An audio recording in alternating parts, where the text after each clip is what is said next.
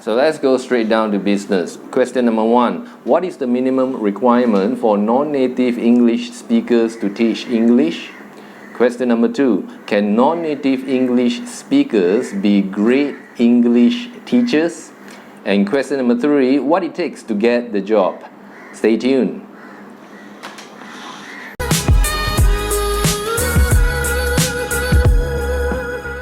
Question number 1. What is the minimum requirement to teach English as a second language? Well, we take the example of a baby. When a baby is born, how does the baby learn how to speak a language? Obviously from the parents, isn't it? And the thing is that does the parent need to really have a degree, a master's degree, a bachelor's degree, or PhD, or even a certificate in order to teach a language to his or her own child? Obviously not, right? It's just language, it's not rocket science. So we can see that the answer is quite simple. It is to be fluent in English if you want to teach English. So if that is the case, why does some organizations or most organizations require you to have a degree or even specifically mention in the advertisement that you need to be a native speaker in order to teach English?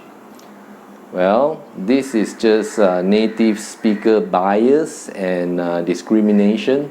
And you notice that some of the advertisement that you see, not just they insist native speaker only, but you need to be from the 7 big countries or English speaking countries such as the UK, USA, Ireland, Canada, Australia, New Zealand, and South Africa. And the other thing is that organizations are concerned about the outward appearance because they think that that can attract business. So what is more important when we look at it, it is not just the outward appearance, isn't it? It is the inner qualities. It is how friendly the teacher is, how patient, how loving the teacher is in order to become a great teacher. Instead of that, besides that, they need to have teaching experience. So these are the things that we try to look at whether a person is a good and qualified teacher or not. Okay, question number 2. Can non-native English speakers make great English teachers? Why? Well, the thing is that they can of course be great teachers. Why? Whether you're a native English speaker or a non-native English speaker, your ability to teach well depends on your training and experience. So as a native English speaker, it will be easier for you to get a job as an English teacher. But as a non-native English teacher, you also have your strength. According to the TEFL.org, it has this to say, and I quote, as a non-native English speaker, you have first-hand experience on what it's like to learn another language, and because of this, your understanding of grammar is likely much more solid and well-rounded than many native English speakers. Most native English speakers don't learn their own grammar at school, and many won't have a second language. You also personally understand the challenges of language learning, haven't done it yourself. Make sure to really sell this when applying for jobs.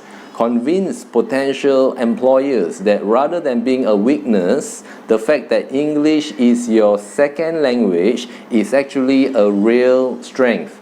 So that is quite encouraging. And another thing is that as a non-native English speaker, actually you understand the barriers of learning a new language. In this case, English might be your second or even a third language. And you yourself are a success story. You've gone through the challenges of learning the language and you are able to speak English fluently now. And as a result, you can motivate and inspire new students that they will too succeed in their journey of mastering the English language. So let's go to question number 3. What it takes to get the job? Well, you need to fight for it. As a native English speaker, and if you have a degree or even a TESOL cert or relevant cert, you are on easy street, good for you. But as a non-native English speaker and living in today's world, it is not easy to get a job as an English teacher online or even face-to-face, but it is not impossible.